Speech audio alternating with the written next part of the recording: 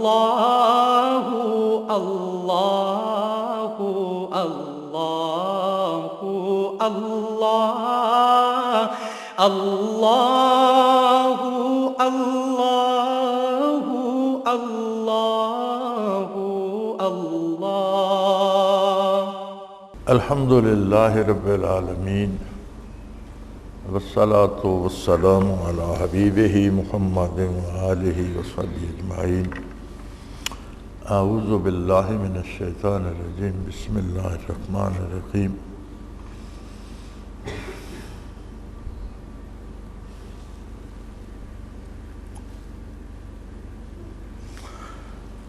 سورہ کاف شروع ہوتی ہے قولہ تعالی وَنَعْلَمُ مَا تُوَسْوِسُ بِهِ نَفْسُهُ وَنَحْنُ أَقْرَبُ إِلَيْهِ مِنْ حَبْلِ الْوَرِيدِ۔ اور اس کے دل میں جو خیال آتے ہیں ہم ان کو جانتے ہیں، اور ہم انسان کے اس قدر قریب ہیں۔ مقصود اس سے وسوسہ مواخذہ فرمانا نہیں بلکہ بیان ہے قرب علمی کا، جس سے قرب ذاتی پر جو کہ رب اور عبد مشترک کا استدلال صحیح نہیں۔ نَعْلَمُ مَا تُوَسْوِسُ بِهِ نَفْسُهُ، اور اس کے ساتھ ہے وَنَحْنُ أَقْرَبُ إِلَيْهِ مِنْ حَبْلِ الْوَرِيدِ۔ تو فرمایا اس آیہ کریمہ سے قرب ذاتی پر دلیل نہیں لی جا سکتی، چونکہ یہ ہے قرب علمی کہ اللہ کریم دل میں جو خیال گزرتا ہے اس کو بھی جانتے ہیں، اس کا بھی اللہ کریم کو علم ہے۔ اور اس سے مراد یہ نہیں کہ دل میں جو خیال آ جائے اس پر مواخذہ ہوگا۔ جو خیال نفس یا شیطان کی طرف سے آئے اس پر مواخذہ نہیں ہوتا۔ جو خیال لایا جائے، خود سوچا جائے، اس پر مواخذہ ہوتا ہے۔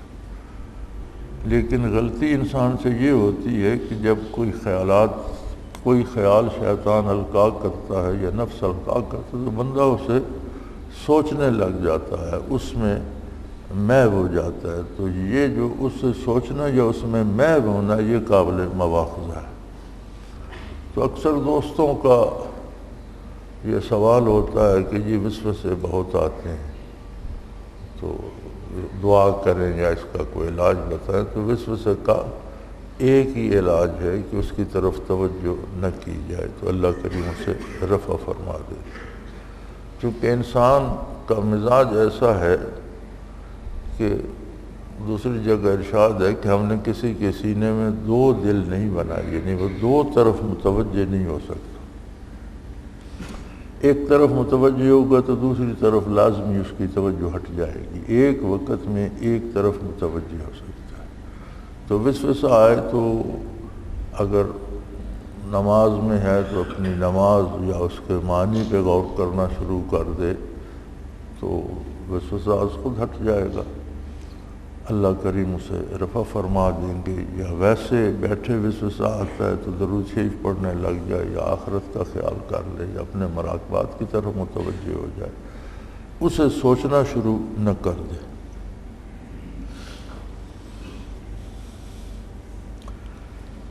قولہ تعالی ما یلفظ من قول الا لدیہ رقیب عتید، کوئی لفظ منہ سے نہیں نکالنے پاتا مگر اس کے پاس ایک طاق لگانے والا تیار ہے۔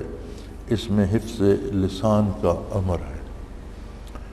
فرمایا جو لفظ ہونٹوں پہ آتا ہے اسے فرشتے کی ذمہ داری ہے، ڈیوٹی ہے، وہ لکھ لیتا ہے۔ تو فرمایا اس میں اس بات سے متنبہ فرمایا گیا ہے کہ بات زبان سے نکالنے سے پہلے سوچ لے میں کیا کہہ رہا ہوں، کہ کل وہ لکھا ہوا اس کے سامنے آئے گا۔ تو خام خواہ فوش کلامی کرنا یا فضول باتیں کرنا وہ سارا اس سے احتیاط کا سبق ہے۔ اس میں وہ جو فرمایا گیا ہے کہ دل ز پر گفتن بمیرت در بدن گرچ گفتارش بود در عدن، اگر باتیں بہت قیمتی بھی ہوں تو بہت باتیں کرنے سے دل مردہ ہو جاتا ہے۔ دل ز پر گفتن بمیرت در بدن، زیادہ باتیں کرنے سے دل بدن کے اندر مر جاتا ہے، گرچہ گفتارش بود در عدن، خواہ اس کی باتیں بہت قیمتی عدن کے موتیوں کی طرح ہوں، یعنی اچھی باتیں بھی زیادہ کی جائیں تو باتیں کرنا بجائے خود قلبی کیفیات کو کم کر دیتا ہے، چونکہ توجہ ایک طرف رہتی ہے تو سارا دن اگر توجہ باتوں ہی کی طرف رہی تو دل میں خواہ مخواہ دلی کیفیات میں کمی آئے گی۔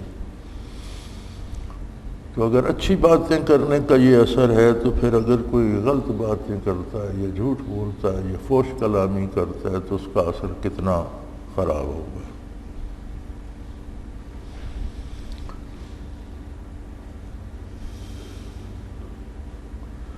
قولہ تعالیٰ فکشفنا عنک غطاءک، سو اب ہم نے تو اسے تیرا پردہ ہٹا دیا۔ اس سے کفار کے لیے بھی بلا مجاہدہ کشف کا اصول معلوم ہوتا ہے، تو ایسی چیز مومن کو مطلوب نہ ہونا چاہیے۔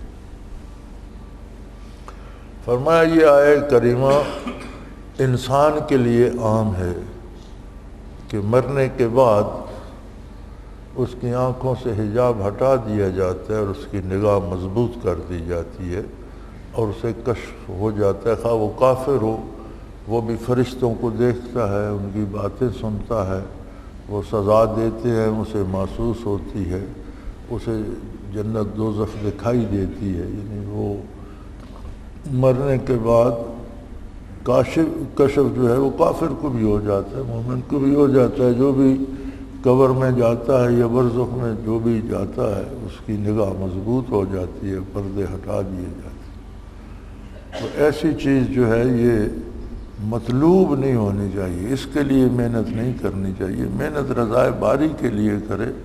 اگر زندگی میں مشاہدہ عطا ہوتا ہے تو اللہ کا انعام ہے، لیکن مقصد نہیں ہے۔ قولہ تعالی ان فی ذلک لذکری لمن کان لہ قلب او القی السمع وہو شہید، اس میں اس شخص کے لیے بڑی عبرت ہے جس کے پاس دل ہو یا وہ متوجہ ہو کر کان ہی لگا دیتا ہو۔ اس میں کلام شیخ کے نافع ہونے کی شرائط ہے۔ شیخ سے کئی طرح سے برکات نصیب ہوتی ہیں، جب ارادتاً توجہ دیتا ہے نصیب ہوتی ہیں، گفتگو کرتے ہیں آپ شیخ سے تو اس گفتگو میں برکات ہوتی ہیں،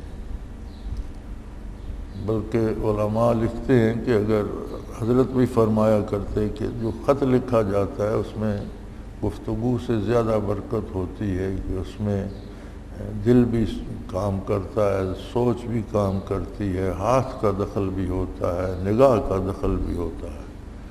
لیکن فرمایا اس کی شرائط یہ ہے کہ ایک تو من کان لہو قلب،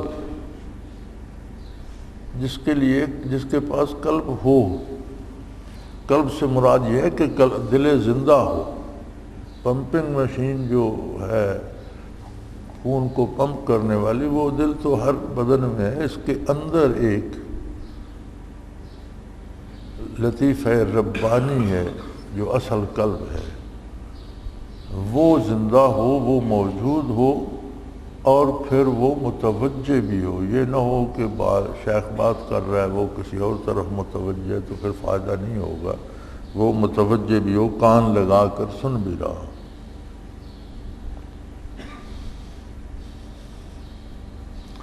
قولہ تعالی فاصبر علی ما یقولون وسبح، سو ان کی باتوں پر صبر کیجیے اور اپنے رب کی تسبیح کیجیے، میں صاف دلالت ہے کہ شدائد میں تسلیہ کا کوئی ذریعہ توجہ اللہ ہے۔ مشکلات آئیں، بیماری آئے، کوئی مصیبت آ جائے تو اس کا سب سے مضبوط علاج متوجہ اللہ ہونا اور ذکر الہی ہے۔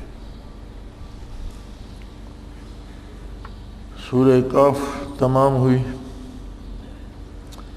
آگے سورہ الذاریات۔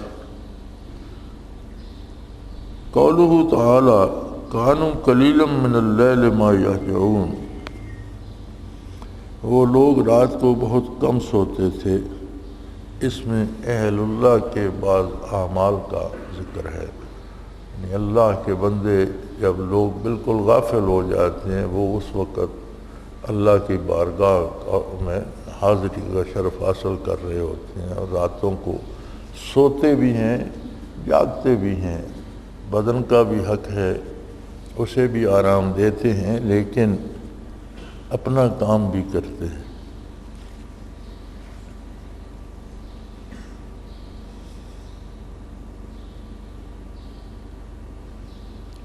قولہ تعالی وفی انفسکم، اور خود تمہاری ذات میں، اس کا فی الارض پر عطف کرنا جزائر اس سے مغنی ہے، کیونکہ یہ بھی فی الارض میں داخل ہے، اس سے معطوف کے تمائز اور استقلال فی الارض الوصف پر دال ہے، سبب اس کا انسان کا وجہ جامعیت فی الارض کے عالم اصغر ہونا، اور اسی عطف سے معلوم ہوا کہ جہالات صوفیہ کا اس سے تجلی حق پر استدلال کرنا باطل ہے۔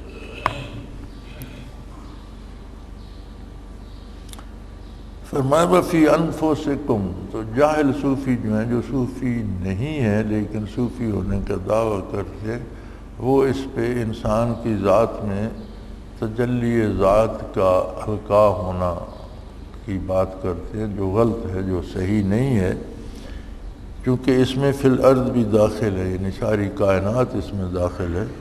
تو اس سے مراد یہ ہے کہ جس طرح کائنات کا ایک نظام ہے، اسی طرح ہر وجود ایک کائنات ہے، جس میں ایک وسیع نظام ہے جسے اللہ کریم چلا رہے ہیں، کہ تمہاری ذات کے اندر بھی جتنا آسمانوں، زمینوں، سیاروں، ستاروں، سورج، چاند، آنا جانا، رات دن کا، موسموں کا، بارش، بادل، دھوپ، ایک نظام ہے وسیع، اسے عالم اکبر کہتے ہیں۔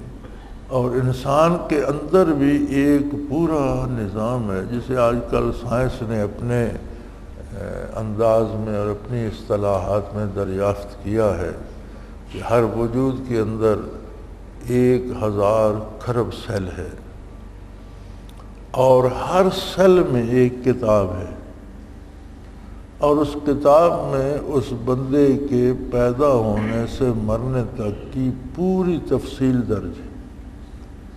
سائنسدان کہتے ہیں کہ اس کتاب کو اگر پڑھا جائے تو پتہ چل جاتا ہے کہ کس عمر میں، کس دن، کس لمحے اس کا ایک بال سفید ہوگا، یا اس کا کوئی دانت نکلے گا، اگے گا، یا کوئی دانت گرے گا، یا اس پر بیماری آئے گی، یعنی پوری زندگی کا زیر و بم ہر سیل میں ایک کتاب ہے جس میں موجود ہے۔ تو کتنا بڑا جہان ہے کہ 1000 کھرب سیل پیدا ہو رہے ہیں، مر رہے ہیں، اور ان کی شرح اموات بھی اتنی زیادہ ہوتی ہے کہ 6 مہینے کے اندر 1000 کھرب سیل نیا پیدا ہو جاتا ہے، پرانا مر جاتا ہے۔ تو 6 مہینے میں اگر 1000 کھرب مرتے ہیں تو پھر اندازہ لگا لیجئے، کہیں کمپیوٹر لے کر، یا آج کل تو ٹیلی فونوں میں بھی، موبائل فونوں میں بھی حساب ہے، جمع تفریق کر کے دیکھ لیجئے کہ 1 گھنٹے میں، یا 1 منٹ میں، یا 1 سیکنڈ میں کتنی موتیں انسان کے اندر ہوتی ہیں، اور کتنی پیدائش، جتنے مرتے ہیں ہر سیل اپنے جیسا دوسرا سیل بنا کے مر جاتا ہے۔ تو کتنے سیل ایک لمحے میں نئے بنتے ہیں، اور ایک لمحے میں کتنے سیل مرتے ہیں کہ 6 مہینے میں 1000 کھرب سیل بدل جاتا ہے، 6 مہینے بعد پورا بدن نیا ہو جاتا ہے۔ تو فرمایا تمہاری ذات کے اندر بھی کائنات ہے جسے رب العالمین چلا رہا ہے، اگر تم غور کرو تو وہاں بھی تمہیں عظمت الہی کے واضح نشانات مل جائیں گے۔ اسی لیے انسان کو عالم اصغر کہا گیا ہے، چھوٹا جہان۔ قولہ تعالی ففروا الی اللہ، تو تم اللہ ہی کی طرف دوڑو۔ تعبیر بالفرار میں دلالت ہے کہ توجہ الی اللہ خوب شوق کے ساتھ ہونا چاہیے۔ فرمایا یہ جو فرمایا ہے کہ اللہ کی طرف دوڑو، بھاگو، تو اس کا مطلب ہے کہ پورے ذوق و شوق سے متوجہ اللہ ہونا چاہیے، اس میں آدمی کا ذاتی شوق بھی شامل ہونا چاہیے۔ قولہ تعالی فما خلقت الجن والانس الا لیعبدون، اور میں نے جنوں اور انسانوں کو اس واسطے پیدا کیا کہ میری عبادت کریں۔ مجاہد سے اس کی تفسیر یعرفون کے ساتھ منقول ہے، وجہ یہ ہو سکتی ہے کہ عبادت بدون معرفت کے معتد بہا نہیں ہوتی، اور نہ معرفت بدون عبادت۔ اب اہل ظاہر نے صرف صورت عبادت کو لے لیا اور جاہل صوفیہ نے صرف معرفت۔ فرماتے ہیں مجاہد نے اس کی تفسیر کی ہے اہل یعرفو، میں نے جنوں اور انسانوں کو اپنی عبادت کے لیے پیدا کیا ہے، تو وہ تفسیر کرتے ہیں کہ اپنی معرفت کے لیے پیدا کیا ہے۔ فرماتے ہیں حقیقت یہ ہے کہ معرفت بغیر عبادت کے نصیب نہیں ہوتی، اور عبادت بغیر معرفت کے محض اٹھک بیٹھک ہے، وہ عبادت نہیں بنتی۔ معرفت الہی نہ ہو تو عبادت نہیں ہوتی، تو یہ لازم و ملزوم ہے۔ تو فرماتے ہیں ظاہر بینوں نے صرف عبادت کو لے لیا، اور جاہل صوفیہ نے عبادت چھوڑ دی اور کہا معرفت ہی سب کچھ ہے۔ میں اگلے دن ایک کالم پڑھ رہا تھا روحانیت کے بارے کسی کا نوائے وقت میں، تو اس میں بھی یہ لکھا ہوا تھا کہ معرفت کے لیے عبادت کی ضرورت نہیں، ضروری نہیں۔ یہ جہالت ہے، بغیر عبادت کے معرفت کا حصول ممکن نہیں۔ لکھو تھا روحانیت کے لیے ضروری نہیں، اور روحانیت کس بلا کا نام ہے؟ یہ متعین ہو جائے، جسے انگریزی میں کہتے ہیں کہ ڈیفائن ہو جائے کہ روحانیت ہے کیا، تو پھر پتہ چلے کہ اس کی ضروریات کیا ہیں۔ تو روحانیت کیا ہے؟ جیسا اس کے معنی سے ظاہر ہے، یہ روح کی زندگی اور روح کے معاملات کے بارے جو بات چلتی ہے اسے روحانیت کہیں گے۔ روح کی صحت، روح کی طاقت، روح کی حیات، روح کے قرب الہی کے مناظر، یہ ساری روحانیت ہوگی۔ تو یہ کہاں سے ملے گی؟ روح کو حیات کہاں سے ملی؟ نور ایمان سے، ورنہ قرآن کے نزدیک کافر میں روح تو ہوتی ہے، زندہ نہیں ہوتی، تو چلتا پھرتا مردہ ہوتا ہے۔ ایمان کہاں سے ملا؟ کیا ہم نے اللہ کریم کو دیکھا؟ کیا ہم نے اللہ کریم کو سنا؟ کیا ہم سے کسی فرشتے نے ہمیں تبلیغ کی؟ نہیں، ہمیں ایمان ملا محمد الرسول اللہ صلی اللہ علیہ وآلہ وسلم سے۔ تو اس کا مطلب ہے کہ روحانیت مراد ہے وہ حقیقت کہ ایمان نام ہے ہمارے الفاظ کا، ہم اللہ کو واحد اللہ شریک، نبی کو برحق اور ضروریات دین کو مانتے ہیں، یہ ایک زبانی اقرار ہے۔ اس کے پیچھے ایک کیفیت دل میں ہوتی ہے، وہ دل بھی اس کی تصدیق کرتا ہے یا نہیں۔ اقرار باللسان و تصدیق بالقلب، زبان کا اقرار کرنا اور دل کا اس کی تصدیق کرنا ایمان ہے۔ یہ جو دل تصدیق کرتا ہے یہ روحانیت ہے۔ اس کی ابتدا برکات نبوی سے ہوتی ہے، اور جب ہم حضور کے الفاظ دہراتے ہیں، حضور نے ہمیں بتایا ہے کہ کہو لا الہ الا اللہ محمد الرسول اللہ، مسلمان ہو جاؤ گے۔ حضور اکرم صلی اللہ علیہ وسلم نے ہمیں 30 پارے قرآن عطا فرمایا ہے، ہم نے براہ راست اللہ سے نہیں لیا، اللہ نے حضور کے قلب اطہر پہ اتارا اور مخلوق کو حضور کے ذات سے ملا۔ جس طرح یہ الفاظ کتاب اللہ کے یا اللہ کے جو ہیں فرامین ہم تک پہنچے، ان میں جو نور اور کیفیت پوشیدہ ہے وہ بھی محمد الرسول اللہ سے حاصل ہو تو اس کا نام روحانیت۔ اب حصول برکات نبوی بغیر عبادت کیسے ممکن ہے؟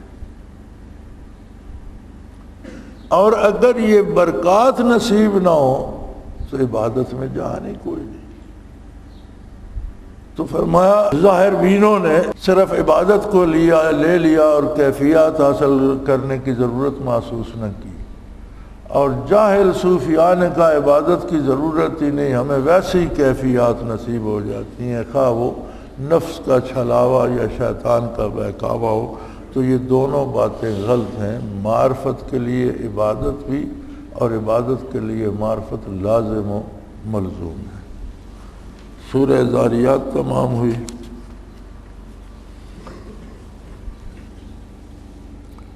آگے سورہ الطور ہے۔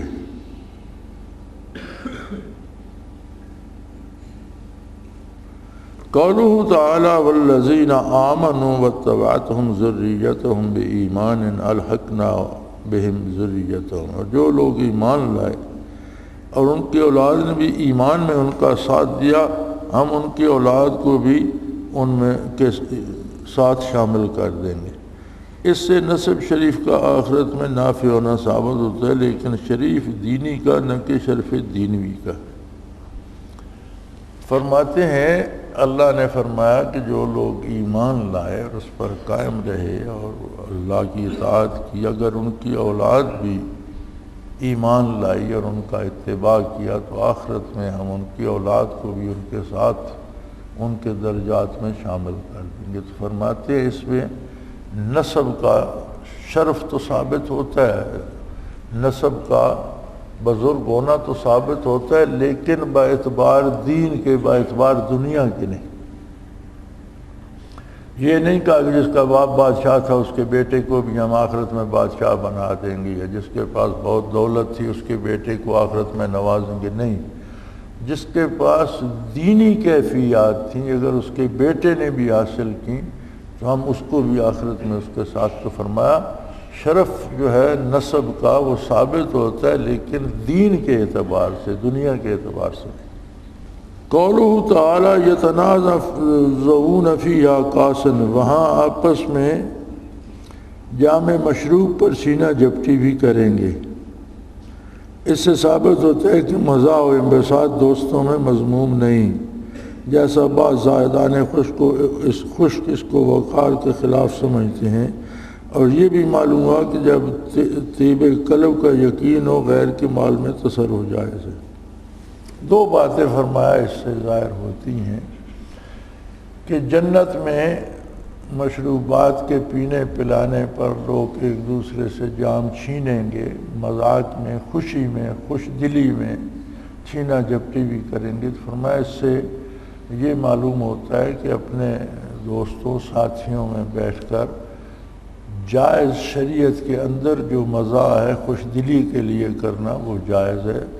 جو زاہدان خشک بالکل منع کر دیتے ہیں، ہر وقت ایک شکل بنا کر بیٹھے رہو، کسی سے کھل کر بات بھی نہیں کرنی، یہ درست نہیں ہے۔ یعنی اسلام عام نارمل زندگی کا نام ہے، کسی بھی طرف زیادتی ہو جائے تو بندہ دین سے نکل جاتا ہے۔ اسلام اعتدال کا نام ہے۔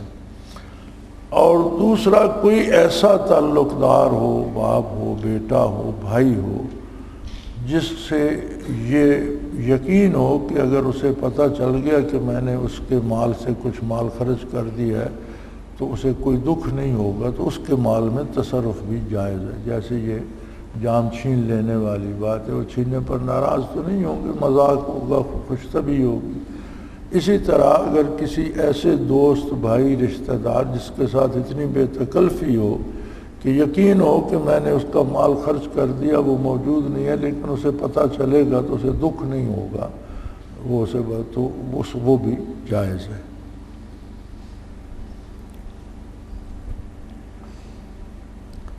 قولہ تعالی واصبر لحکم ربک فانک بأعیننا، اور آپ اپنے رب کی تجویز پر صبر سے بیٹھے رہیے کہ آپ ہماری حفاظت میں ہیں۔ اس سے معلوم ہوا کہ مراقبہ حضور کو حصول صبر و سکینہ میں اثر قوی ہے۔ فرمایا مراقبات جن میں حضور حق نصیب ہوتا ہے وہ سبب بنتے ہیں نزول سکینہ، یعنی دل پر تسلی، سکون اور اللہ کے قرب کی لذت کو محسوس کرنے کا۔ سورہ طور تمام ہوئی، آگے سورہ نجم ہے۔ قولہ تعالی فلا تزکوا انفسکم، تو تم اپنے آپ کو مقدس نہ سمجھو۔ اس میں دعوے تقدیس سے صریح ممانعت ہے۔ کوئی شخص اپنے آپ کو مقدس نہ سمجھنا شروع کر دے۔ اگر اللہ نے ذوق عبادت دیا ہے یا توفیق ذکر دی ہے یا راتوں کو بیداری کی قوت دی ہے تو یہ اس کی عطا ہے، بندے میں تقدس نہیں ہے۔ اس پر فخر نہ کرے، اپنے آپ کو مقدس نہ سمجھنا شروع کر دے، بلکہ اللہ کا احسان سمجھے۔ قولہ تعالی وَلَيْسَ لِلْإِنسَانِ إِلَّا مَا سَعَى، اور یہ کہ انسان کو اپنی ہی کمائی ملے گی۔ اکر و تفسیر یہ ہے کہ اصل مقصود عمل سے قرب حق تعالیٰ کا، اور غیر کے عمل سے یا کسی کی برکت سے نہیں ہوتا۔ موہوب ہونا اور بات ہے، یہ ازل اضافی ہے۔ فرمایا کہ انسان کو اس کی اپنی ہی کمائی ملے گی، تو فرماتے ہیں اصل مقصود قرب الہی ہے، اور وہ جیسے اس آیہ کریمہ میں ارشاد ہے اپنے عمل سے نصیب ہوتا ہے۔ خود عمل چھوڑ دے تو محض کسی سے تعلق ہونا، کسی کا رشتہ دار ہونا، کسی کے ساتھ نسبت ہونا اس میں مفید نہیں ہے۔ ہاں اللہ اپنی طرف سے کسی کو کوئی نعمت عطا کرنا چاہے تو اس پر پابندی نہیں، وہ تو مالک ہے جو چاہے کرے، لیکن اصول یہ ہے کہ قرب الہی حاصل کرنے کے لیے عمل بشریعت ضروری ہے۔ اور یہ ہم میں سے اکثریت پر اس طرح لاگو ہوتا ہے کہ بڑی عجیب بات ہے، مجھے یہ بڑا عجیب تجربہ ہوا ہے کہ لوگ بیعت کر لیتے ہیں اور بیعت کا مقصد نہیں جانتے۔ بیعت کی اقسام میں بیعت اصلاح ہے۔ بیعت اصلاح کے لیے شرط یہ ہے کہ جس شخص سے بیعت کی جائے اس کا علم اتنا ضرور ہو کہ روزمرہ کے کاموں میں اسے شرعی امور کا علم ہو اور وہ رہنمائی کر سکے۔ ضروری نہیں کہ پورا بڑا عالم ہو، لیکن روزمرہ کے امور میں فرض، سنت، واجب، مستحب، جائز، ناجائز جانتا ہو روزمرہ کی بات اور رہنمائی کر سکے، تو وہ بیعت صرف رہنمائی کے لیے ہوتی ہے کہ ہر کام کرنے میں ان سے رہنمائی لیں گے، ان سے پوچھیں گے۔ میرے خیال میں بیعت کرنے والے بیعت کر کے فارغ ہو جاتے ہیں اور سارا بوجھ پیر پر ڈال جاتے ہیں کہ اب یہی کرتا رہے گا، خود نماز بھی نہیں پڑھتے، پوچھیں گے تو تب جب کوئی کام کرنا ہوگا، اس کا بھی فائدہ نہیں۔ دوسری بیعت امارت کی ہوتی ہے، جسے امیر بجا سے اب اس کی شکل بدل گئی، ہم ووٹ دیتے ہیں، وہ بھی سامنے ہے کہ اس کی شرائط ہیں کہ بندہ دیانتدار ہو، امین ہو، جس عہدے کے لیے رائے دی جا رہی ہے اس کا اہل ہو، وہ یقینی علم ہو آپ کو۔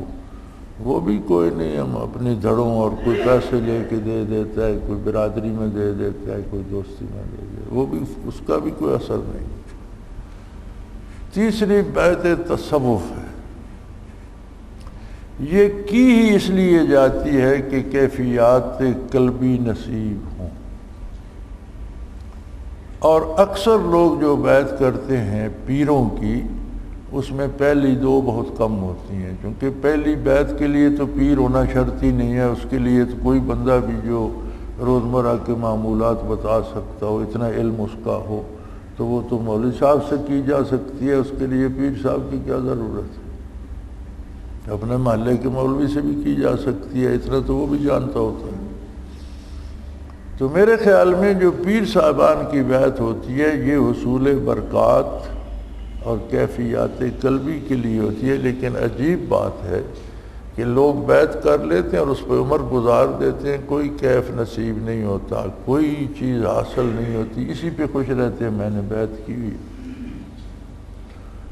یہاں تک کہ یہ بھی دیکھا گیا کہ انہیں کوئی کیفیت نصیب نہیں، اور پیر صاحب سمجھتے ہیں کہ اس کے ساتھ تو بہت سے لوگ ہیں، چلو اسے خلافت دے دو، یا یہ مولوی ہے اس کی بہت سی لوگ باتیں سنتے ہیں اسے خلافت، مولوی صاحب بھی خلیفہ بن جاتے ہیں، چودھری صاحب بھی خلیفہ بن جاتے ہیں، اور انہیں کوئی کیفیت نصیب نہیں ہوتی، اسی پہ خوش رہتے ہیں۔ کیسی عجیب بات ہے۔ دنیا کے معاملے میں آپ کسی وزیر، سفیر، وڈیرے کے ساتھ لگتے ہیں دنیاوی مفاد کے لیے، کچھ ملتا رہے تو لگے رہتے ہیں، جس دن سمجھیں اس سے کچھ حاصل نہیں ہوگا چھوڑ دیتے ہیں، کہیں اور چل جاتے ہیں کہ خواہ خواہ دھکے کھانے ہیں، اس کے لیے جیلیں کاٹنی ہے، اس سے حاصل وصول تو ہے کچھ نہیں۔ دین کے معاملے میں ویسے مطمئن ہو جاتے ہیں۔ تو یہاں اس کی بات ہو رہی ہے کہ وَلَيْسَ لِلْإِنسَانِ إِلَّا مَا سَعَىٰ، تو بیت سے حاصل یہ ہے کہ ایسی برکات نصیب ہوں، وہ کیفیات نصیب ہوں کہ ان کے طفیل عمل بالشریعت نصیب ہو جائے، اور اس عمل میں اپنی حیثیت کے مطابق خلوص بھی نصیب ہو جائے۔ تو یہ تو دلیل ہے برکات کے حصول کی کہ فائدہ ہو رہا ہے، اور اگر یہ نہیں ہو رہا تو پھر ملے گا کچھ نہیں۔ جب کرو گے کچھ نہیں تو ملے گا کچھ نہیں، اس امید پہ قبر میں جاؤ کہ میں فلاں سے کا مرید ہوں، اور کرو گے کچھ نہیں تو وہ نسبت کام نہیں آئے گی۔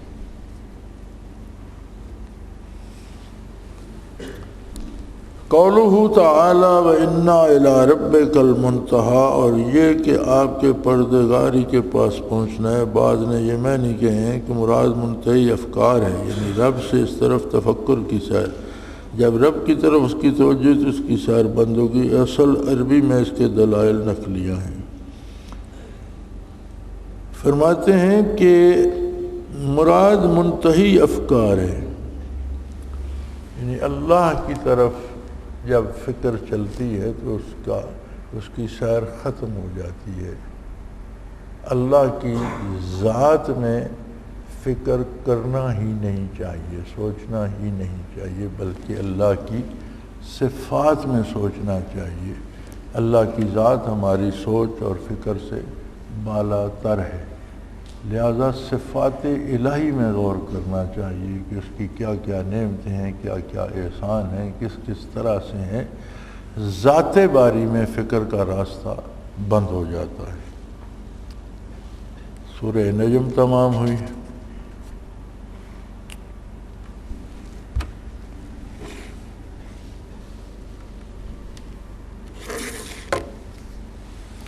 آگے سورۃ القمر ہے۔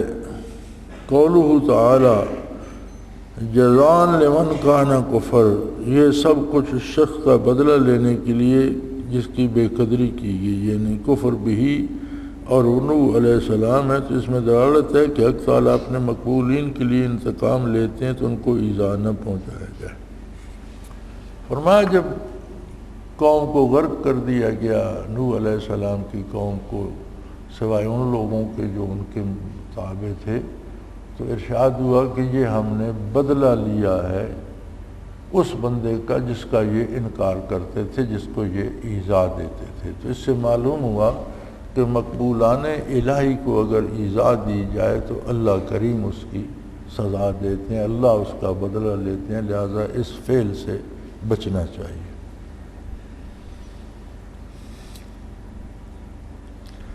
قولہ تعالی سیعلمون غدا من الکذاب الاشر، ان کو ان قریب معلوم ہو جائے گا کہ جھوٹا شیخی خورا کون تھا۔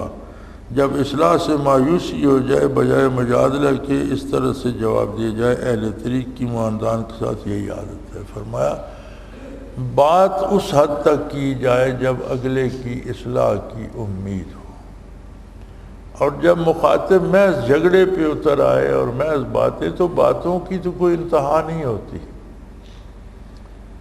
ہر بات کا آپ کوئی نہ کوئی جواب گھڑ سکتے ہیں، وہ غلط ہو یا صحیح ہو، تو باتوں میں لگے رہیں۔ تو جس بندے کی اصلاح کی توقع نہ، اس کے ساتھ وقت ضائع نہ کیا جائے، اسے بتا دیا جائے کہ کوئی بات نہیں، اگر تم اس پہ بضد ہو تو کوئی دور کی بات نہیں، قبر میں داخل ہوتی پتہ چل جائے گا کہ سچا کون تھا اور جھوٹا کون تھا۔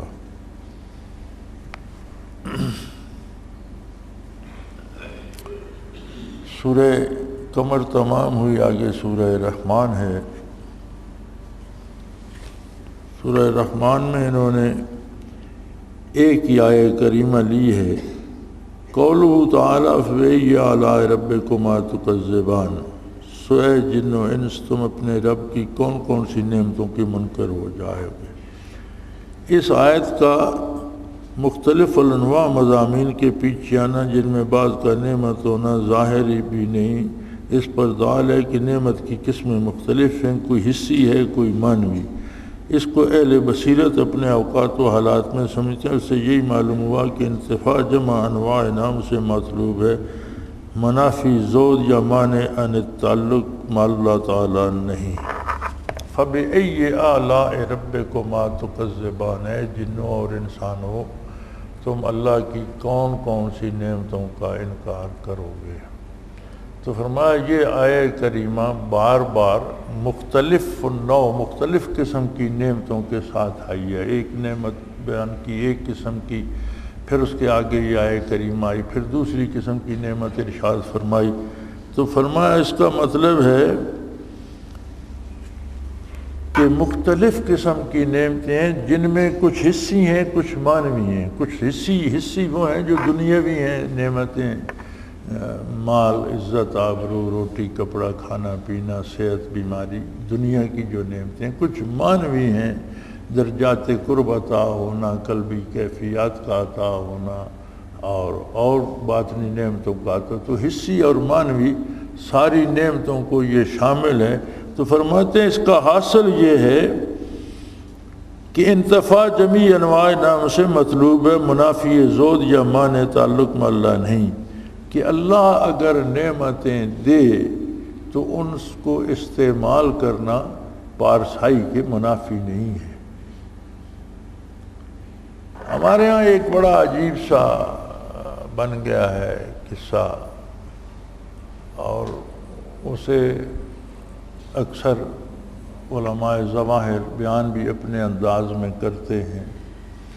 یعنی جب منظر کشی کریں گے صحابہ کرام کی حیات کی تو ایسے پتہ چلے گا کہ وہ بالکل ہی تنگ دست تہی دامن، اور ان کے پاس کچھ بھی نہیں تھا۔ اور اسی پہلے بلکہ اگلے دن مجھے اخبار میں وہ ایک شاید مجھے یاد نہیں، میں نے اخبار میں ہی شاید کہیں دیکھا ہے کہ ایک واقعہ لکھا ہوا تھا جس کی کوئی اصل نہیں، کہ جی مسجد نبوی میں کھانا تقسیم ہو رہا تھا اور بڑا اچھا کھانا تھا، اور اعلان کر دیا گیا کہ جس نے کھانا نہیں کھایا آ کر کھانا لے جائے۔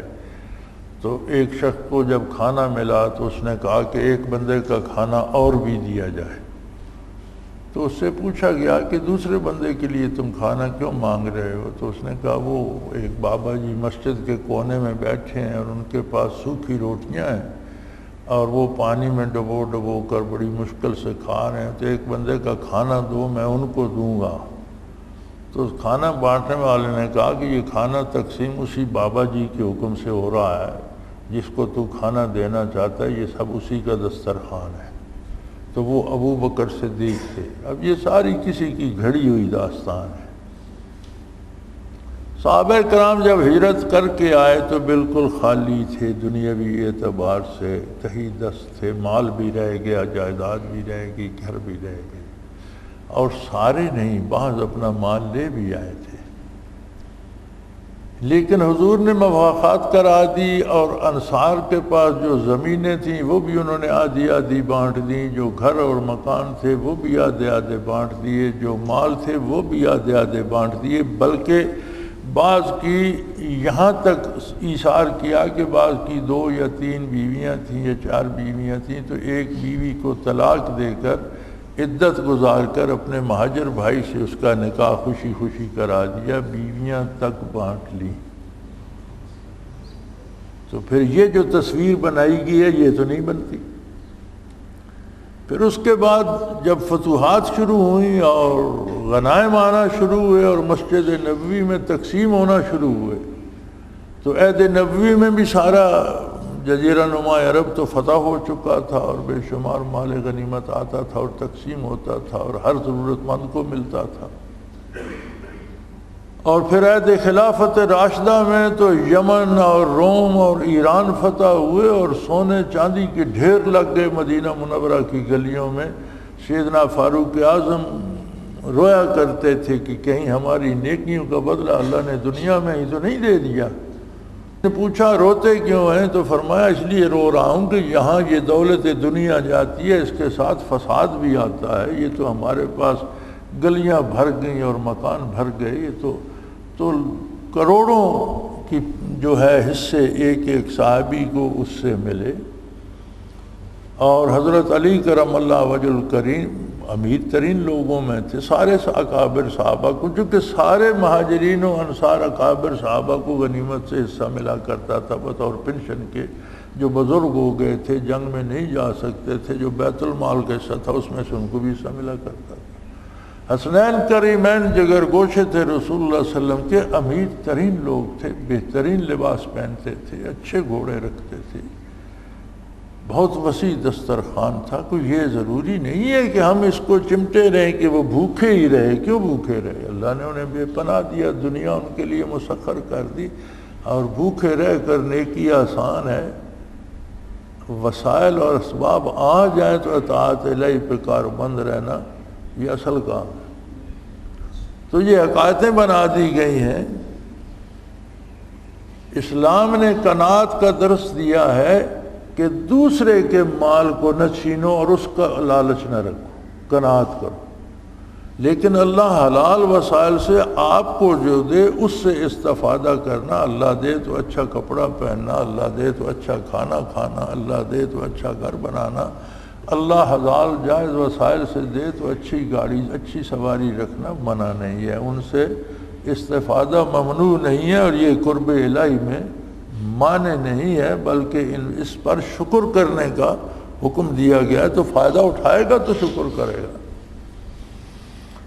سورہ رحمان تمام ہوئی، یہی ایک آیہ کریمہ اس میں سے حضرت نے چنی ہے۔ قولہ تعالی، سورہ واقعہ شروع ہوتی ہے قولہ تعالی والسابقون الاولون اولئک المقربون والسابقون السابقون اولئک المقربون، اور وہی اعلیٰ درجے کے، وہ تو اعلیٰ درجے کے ہیں اور وہ خاص قرب رکھنے والے ہیں۔ اس سے معلوم ہوا کہ مقربین کا رتبہ صلحاء مومنین سے بلند ہے، اور اہل تصوف کا یہی مقصود ہے۔ یعنی ایک آدمی نیک تو ہو سکتا ہے،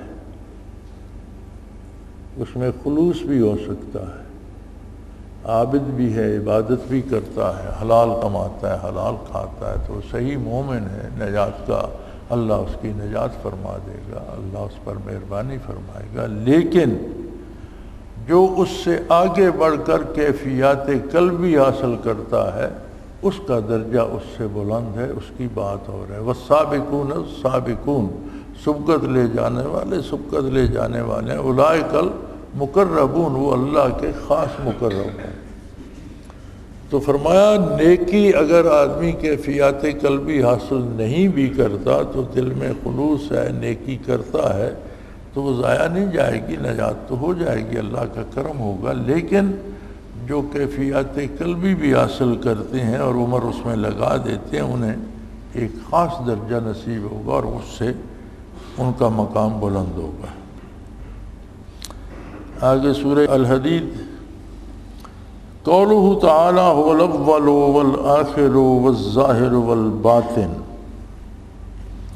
وہی پیچھے، وہی پہلے، وہی پیچھے، وہی ظاہر، وہی مخفی ہے۔ روح میں بعض سے منقول ہے کہ اشارہ وحدانیت محیط کی طرف ہے۔ صاحب روح المعانی نے لکھا ہے کہ وحدانیت الہی کائنات کے ذرے ذرے کو محیط ہے۔ جہاں کوئی ایک ہے، جہاں کوئی اکائی ہے، خواہ وہ ایٹم ہے یا اس سے بھی کم تر درجے کا کوئی ذرہ ہے، یا انسان کے وجود کا ایک سیل ہے، اللہ ذاتی طور پر وہاں موجود ہے۔ جہاں کوئی ایک ہے وہاں دوسرا اللہ ہے، یعنی اللہ کریم سے کوئی چیز دور چھپی ہوئی نہیں۔ جو کچھ ہم کر رہے ہیں، جو کچھ ہم کہہ رہے ہیں، جو کچھ ہم دیکھ رہے ہیں، جو کچھ ہم سن رہے ہیں، جو کچھ ہم سوچ رہے ہیں، سب اللہ کریم کے روبرو ہے۔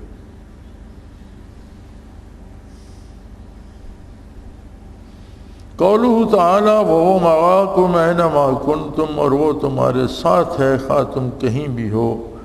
روح میں اشارہ ہے کہ مخلوق کا کوئی مرتبہ وجود کا بدون حق وجود اولا کے نہیں۔ وہی بات جو میں نے عرض کر دی کہ کوئی وجود مخلوق کا ایسا نہیں ہے کہ اس کے ساتھ اللہ کریم ذاتی طور پر موجود ہے۔ وَهُوَ مَعَاكُمْ أَيْنَمَا كُنْتُمْ، تم کسی شکل میں ہو، کہیں ہو، کسی صورت میں ہو، اللہ سے چھپے ہوئے نہیں ہو، بلکہ وہ ذاتی طور پر تمہارے پاس موجود ہے۔ اس کا ایک نظام ہے، اس نے فرشتے بنا دیے، انہیں کتابیں دے دی، لکھنے کا حکم دے دیا، اس کا ایک نظام ہے۔ اس نے سمندر سے پانی اڑایا اور لاکھوں ٹنوں پانی جو ہے وہ کروڑوں ٹن پانی ہوائیں اٹھائے پھرتی ہیں، اور جب برستا ہے تو زمین برداشت نہیں کرتی، جل تھل کر دیتا ہے۔ یہ سارا نظام نہ بناتا، براہ راست پانی برسا دیتا تو کون مانے تھا؟ لیکن اس نے دنیا کو عالم اسباب بنا دیا۔ ہمیں اسباب نظر آتے ہیں، مسبب الاسباب نظر نہیں آتا، تو ہم اسباب پہ نظر رکھتے ہیں۔ وہ سن رہا ہے میری بات، والد صاحب سن رہے ہیں، میں ذرا زبان درست رکھوں، بھائی مجھے دیکھ رہا ہے، میں ذرا یہ کام نہ کروں کہ اچھا نہیں ہے۔ فرمایا یہ سوچو کہ ہر ذرہ، ہر فرد، ہر ایک کے ساتھ اللہ ہر وقت موجود ہے۔ اپنی سوچ، اپنا کردار یہ دیکھ کر کرو کہ میں اللہ کے سامنے کر رہا ہوں۔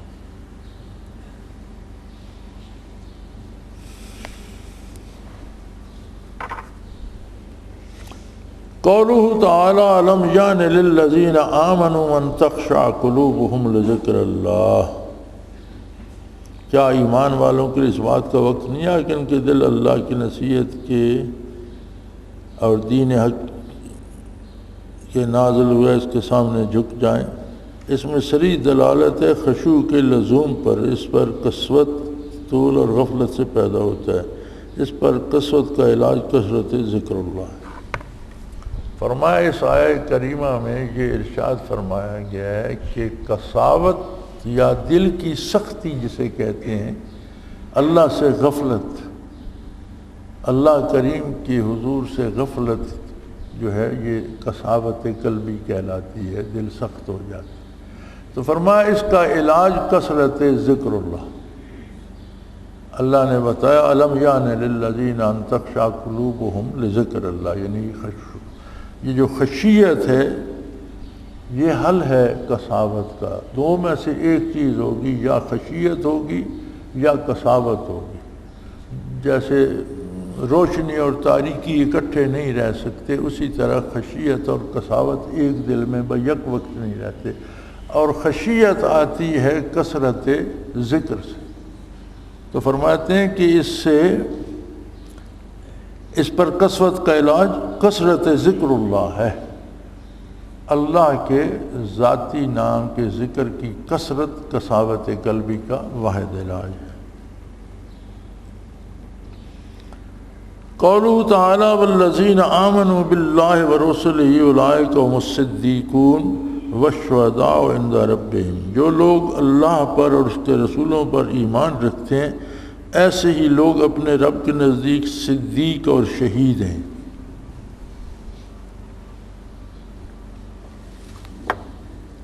فرمایا مومنین کو مطلقاً صدیق و شہید فرمانا دلیل اس پہ مراتب ہیں۔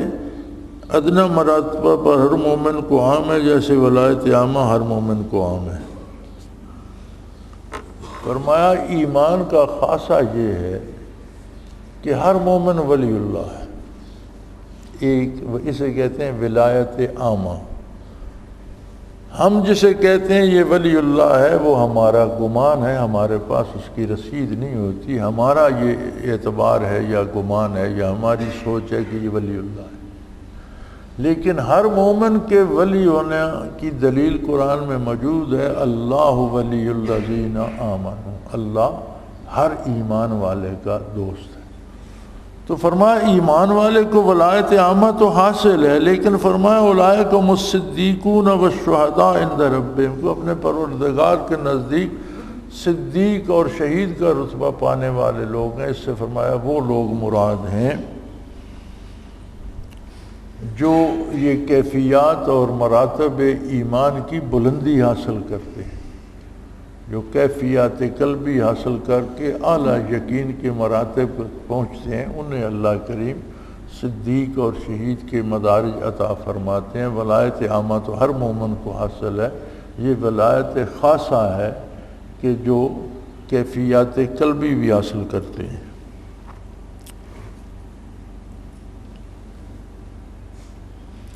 قولہ تعالی اعلموا انما الحیات الدنیا لعب و لہو، تم خوب جان لو کہ دنیا کی یاد محض لہو و لعب ہے۔ اس میں تزہید فی الدنیا صریح مذکور ہے۔ فرمایا اس میں یہ حکم ہے کہ دنیا سے زہد رکھے، دنیا میں اتنا نہ دنیا میں اس قدر مصروف نہ ہو کہ اللہ کی عظمت بھول جائے۔ دنیا کو استعمال تو کرے لیکن اس کی محبت میں گرفتار نہ ہو۔ تو وہ جو فرمایا گیا ہے، ایک شعر ہے فارسی کا کہ چیست دنیا از خدا غافل بدن، دنیا کیا ہے؟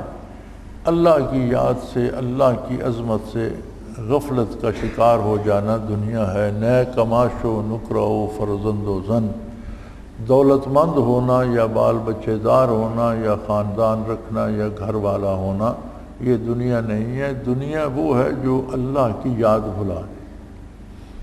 اور یہ ضروری نہیں کہ بندہ بہت امیر ہو تو اللہ کو بھولا ہو، وہ بڑے فقیر اور تنگ دست بھی بھولے ہوئے ہوتے ہیں تو وہ بھی دنیا دار شمار ہوں۔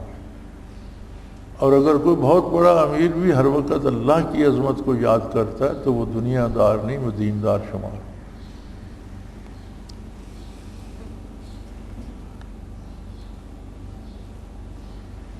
قولہ تعالی لکے لا تعسوا علی ما فاتکم ولا تفرحوا بما آتاکم، تاکہ جو چیز تم سے جاتی رہے اس پر رنج نہ کرو اور جو چیز تم کو عطا فرمائیے اس پر اتراؤ نہیں۔ اس کا عامل اخبرناکم مقدر ہے، اس میں علاج ہے حزن کا۔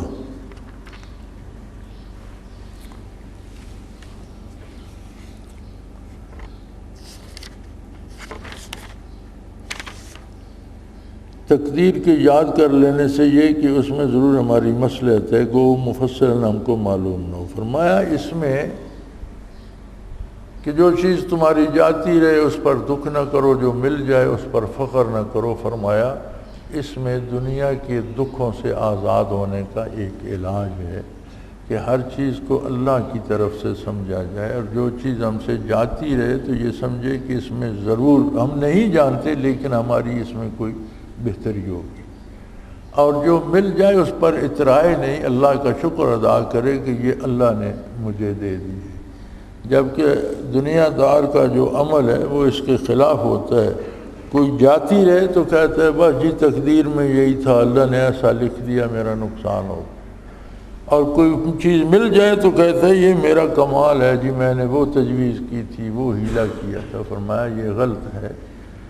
دنیا کے دکھوں سے ہر بندہ مسائل لیے پھرتا ہے، مسائلستان بنا ہوا ہے ہر بندہ، جس سے پوچھو جی یہ دکھ ہے، یہ دکھ ہے، یہ فلاں ہے، یہ مسئلہ ہے، یہ پرابلم ہے، یہ ہے، وہ ہے، فلاں ہے، فلاں ہے۔ اگلے دن میرے پاس کچھ خواتین تشریف لائیں، 4-5 تھیں، شاید پنڈی سے یا کہاں سے آئیں، لوگ سن کے آ جاتے ہیں۔ تو وہ جو وہاں بندہ کام کرتا ہے اس نے آ کے بتایا جی کچھ بیویاں ہیں ملنا چاہتی ہیں، تو میری عادت ہے میں پوچھ لیتا ہوں یار پوچھ کے بتاؤ کام کیا ہے، کوئی نقش لینا ہے، کیا کرنا ہے۔ اس نے کہا جی نہیں، وہ کہتی ہیں صرف ملاقات کرنی ہے۔ میں نے یار ایسا آج تک نہیں ہوا۔ یہ کبھی ہو سکتا ہے کہ اتنے دور سے چل کے اپنی ملاقات کے لیے آنے والے خوش نصیب بڑے کم ہوتے ہیں، یہ اپنے مسائل کے لیے آئی ہوں۔ جب وہ اندر آ کے میرے پاس بیٹھی تو پھر ہر ایک کے اتنے مسئلے تھے کہ وہ ختم ہی نہیں ہو رہے تھے۔ تو میں نے اس بندے کے اپنے کی طرف دیکھا، میں نے کہا عائشہ آپ سناؤ، سادہ آدمی ہے بیچارہ، اور جب وہ اٹھی تو وہ باہر ان سے جھگڑ رہا تھا کہ دیکھو آپ معزز خواتین ہیں، آپ نے مجھ سے جھوٹ بولا اور مجھے ڈانٹ پڑ گئی جب آپ کو کام تھا تو مجھے کیوں کہا ملاقات کے لیے آئے؟ تو ہر بندہ مسئلے اٹھائے پھرتا ہے۔ فرمایا اس آیہ کریمہ میں یہ سبق دیا گیا ہے کہ اگر کوئی تکلیف ہے، بیماری ہے، نقصان ہوا ہے تو یہ سوچو کہ اللہ نے ایسا اس لیے کیا ہے کہ اسے میری بہتری مطلوب ہے۔ کوئی گناہ معاف ہو گیا ہوگا، کوئی بڑی مصیبت ٹل گئی ہوگی، یہ چھوٹی آ گئی ہوگی، تو اس پر افسوس کرنے کی بجائے اللہ کا شکر کرو، وہ جو کرتا ہے تمہارے حق میں بہتر ہوتا ہے، خواہ تم جانو یا نہ جانو۔ دوسرا کوئی چیز مل جائے تو اس پر اکڑنا شروع نہ کر دو، وہ بھی اس کا انعام ہے، اس کا شکر ادا کرو۔ تو دنیا میں فرماتے ہیں غموں سے آزاد رہنے کا نسخہ اس آیہ کریمہ میں ہے کہ بندہ دنیا کے دکھوں سے آزاد ہو جاتا ہے۔ قولہ تعالی وَرَهْبَانِيَّةً ابْتَدَعُوهَا مَا كَتَبْنَاهَا عَلَيْهِمْ إِلَّا ابْتِغَاءَ رِضْوَانِ اللَّهِ فَمَا رَعَوْهَا حَقَّ رِعَایَتِهَا۔ انہوں نے رہبانیت کو خود ایجاد کر لیا، ہم نے ان پر اس کو واجب نہ کیا تھا، لیکن انہوں نے حق تعالیٰ کی رضا کے واسطے اس کو اختیار کیا، سو انہوں نے اس کی پوری رعایت نہ کی۔ جس رہبانیت کو انہوں نے طلب حق رضا کے لیے اختیار کیا تھا اس پر ان کی مذمت نہیں کی گئی، بلکہ اس رعایت نہ کرنے پر مذمت فرمائی۔ اس سے معلوم ہے کہ اگر کسی ورد و تتبع کا متعاد ہو جاوے تو اس کا ترک کرنا ناپسندیدہ ہے۔ اس میں رعایت سب اعمال و احوال محدودہ کی آ گئی تو ان امور میں خلل نہ ڈالے۔ فرمایا اللہ کریم نے فرائض کا تو حکم دیا ہے، لیکن کوئی اس سے بڑھ کر مقرر کر لیتا ہے میں اتنی تلاوت روز کروں گا، مقرر کر لیتا ہے میں اپنے نوافل ادا کروں گا، میں ہر مہینے میں 3 روزے رکھوں گا، تو وہ یہ نہ کرے، اور اگر کرے تو پھر اس پر جب تک ہمت ہے قائم رہے، پھر اسے چھوڑے نہیں۔ کیونکہ یہاں فرمایا انہوں نے رہبانیت اختیار کر لی جو ان پر واجب نہیں کی گئی تھی، تو اس کا رد نہیں فرمایا گیا کہ اگر کر لی تو اچھا کیا، رد اس کا فرمایا گیا فَمَا رَعَوْهَا حَقَّ رِعَایَتِهَا، پھر اس کا حق ادا نہیں کیا انہوں نے۔ یعنی جو تردید آئی ہے یا جو ناپسندیدگی کا اظہار فرمایا گیا بارگاہ ربوبیت سے، وہ یہ ہے کہ جب انہوں نے اختیار کی تھی تو انہیں چاہیے تھا کہ اس کا حق ادا کرتے۔ تو فرماتے ہیں بندہ اپنے اوپر اتنا بوجھ لا دے جتنا کام وہ کر سکے۔ بعض لوگوں کی عادت ہوتی ہے کہ ایک دن 1000 رکعت پڑھ لی، دوسرے دن 10 بھی نہ پڑھی۔ فرمایا یہ نہیں، اعتدال ہونا چاہیے کہ ضرور کرو، نفلی عبادت کرو، اپنے لیے روزے مقرر کر لو، اپنے لیے نوافل تلاوت تسبیحات اتنی پڑھوں گا، لیکن پھر اس میں مداومت شرط ہے، اسے ہمیشہ کرو جب تک ہمت ہے۔ ہاں قدرتی طور پر صحت نہ رہے، ہمت نہ رہے، وہ اور بات ہے، لیکن سستی کی وجہ سے چھوڑ دینے پر ناپسندیدگی کا اظہار فرمایا گیا۔ سورہ حدید تمام ہوئی، آگے سورہ مجادلہ ہے انشاءاللہ۔ کل بتوفیق الہی زندگی نے وفا کی اور اللہ نے فرصت دی تو انشاءاللہ کل بات ہوگی، اللہ کریم کو منظور ہوا تو آخر دعوانا ان الحمدللہ رب العالمین۔ الحمدللہ الحمدللہ الحمدللہ رب العالمین والصلاة والسلام علیہ اللہم ربنا لا تقتلنا بغضبک ولا تہلکنا بعذابک واعف عنا قبل ذلک اللہم ربنا لا تسلط علینا من لا یرحمنا انت ولینا فی سفرنا وحضرنا فی مالنا واہلنا انت ولینا فی الدنیا والآخرہ توفنا مسلمین والحقنا بالصالحین اللہم انصر الاسلام والمسلمین اللہم اید الاسلام والمسلمین انکا علی کل شیء قدیر اللہم ربنا اغفر لنا ذنوبنا وقنا عذاب النار اللہم ربنا نور قلوبنا بنور المعرفت والایمان علیک توکلنا وإلیک انبنا وإلیک المصیر وصلی اللہ تعالی علی حبیبہ محمد وسلم۔ برحمتک یا رب۔ اللہ اللہ اللہ اللہ اللہ اللہ اللہ اللہ۔ حضرت امیر محمد اکرم آوان مد ظلہ العالی دارالعرفان منارہ ضلع چکوال میں سالہ سال سے قرآن و حدیث کے اوپر خطابات کر رہے ہیں اور سلسلہ نقشبندیہ اویسیہ کے مطابق لوگوں کو ذکر الہی کی تربیت دے رہے ہیں۔ وہ قرآن پاک کی تفسیر ترتیب وار بیان کر رہے ہیں۔ تفسیر قرآن کو وہ موجودہ ملکی اور بین الاقوامی حالات کے مطابق بیان کرتے ہیں۔ موٹر وے سے کلر کہار کے انٹرچینج سے نکلتے ہوئے کلر کہار کی جھیل سے ہوتے ہوئے میانی، بوچھال اور نور پور سے گزرتے ہوئے دارالعرفان منارہ پہنچ سکتے ہیں۔